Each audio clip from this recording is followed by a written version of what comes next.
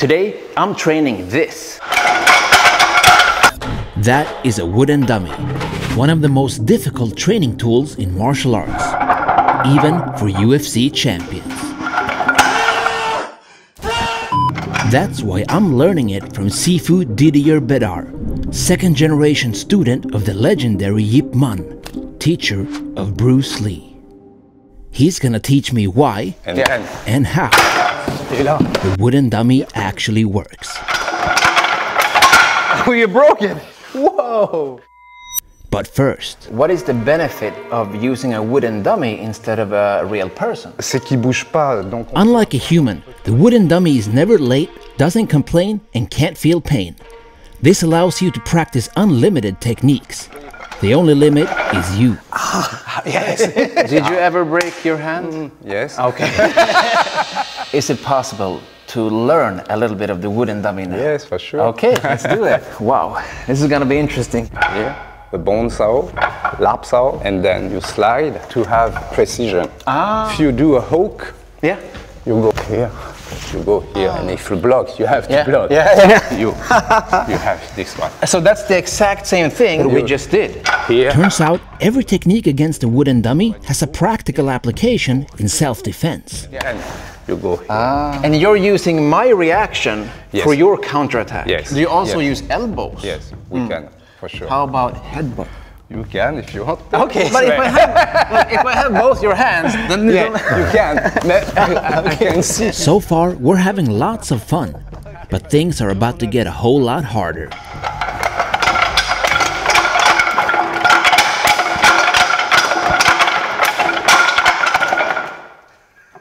Okay. How is that applied in a real fight? Or high, if you go high, it's the same for me. Okay. So I need just to know if it's this arm or left? this one. The wooden dummy teaches you to always monitor your opponent's passive arm, because you never know when they might strike again. After you can switch.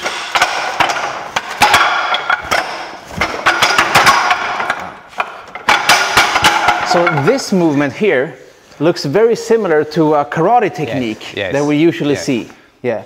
What is your explanation for the application? Funnily enough, I learned this exact move when I studied Filipino martial arts as well, Ou bien, ça peut être which just goes to show how connected all the Southeast Asian martial arts actually are. So I was once told that the purpose of this move is to search for the enemy in the darkness. But this seems more practical to me, I think. But I also see people doing kicks on the wooden dummy. So, 1, 2. Oh, Yes, and then kick here.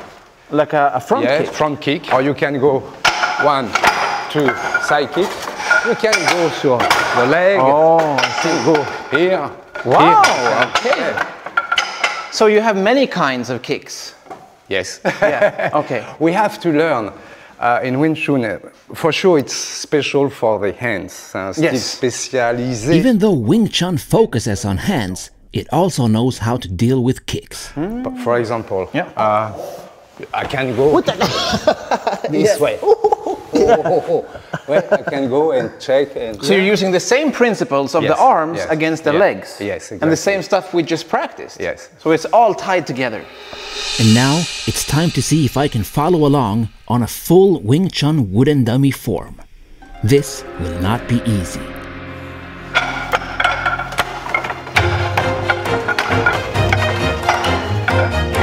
Believe it or not, I recognize many of the movements from my training in Okinawa, the birthplace of karate.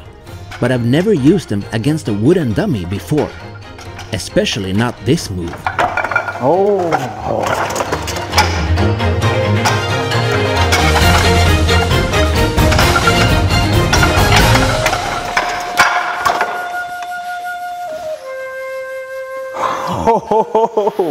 My arms hurt. You can break your hand easily. Did you ever break your hand? Yes. Okay. These small movements remind me of the 1-inch punch that Bruce Lee made famous. Yes. Is it the same concept? Yes, same concept. So what is the idea behind the 1-inch punch? Pour ce qui est de la pratique après. Most people think the 1-inch punch is just for show. Some people even think it's fake. But the truth is, when you're close to your opponent, you don't have the time or space to pull back your punch for power. That's why you need to learn how to generate force with only inches of space. This is one of many things you practice with the wooden dummy. So do you hit with this part? Yes. En karaté, ils utilisent. Strangely enough, Wing Chun doesn't use the two big knuckles to punch with. Comme en boxe anglaise ou autre, on utilise cette. The reason for punching like this is because it generates the most power in a short La distance. diffusion de force, elle est différente. And as long as you punch soft parts, you won't break your hand. And that's why you have the stance. Like a lot of system to have a good contact with the ground. Speaking of the ground, I noticed there was a movement where you did almost like a takedown. Yes. This looks like judo to me. Yes. Right? Like a Zoughari. Do you have many different takedowns in Wing Chun? Les classiques, on va se mettre un peu par là, mais les classiques, quand il y a une... C'est ça. Oh, a sweep. Ouais, juste. Boum. Il peut y avoir des amenés au sol comme ça. Au même titre ce qu'on a vu tout à l'heure, quand il fait ça, c'est pour pouvoir justement... And we did some of those sweeps. Yes. It's the same thing. So, yeah, when we did this one, I show slowly. Boom. Yeah. Le punch. Yeah. I don't do it. No, it's fine. It's fine.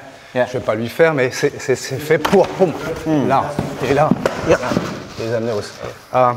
The effective of this is not like this. You slide on the ground and then I extend. Yeah. Il y a une impulsion. The more I learn about Wing Chun, the more I realize how similar it is to karate. Because it's not about the style as much as it is about the teacher. And if you're not willing to think outside the box, you're never gonna master the art.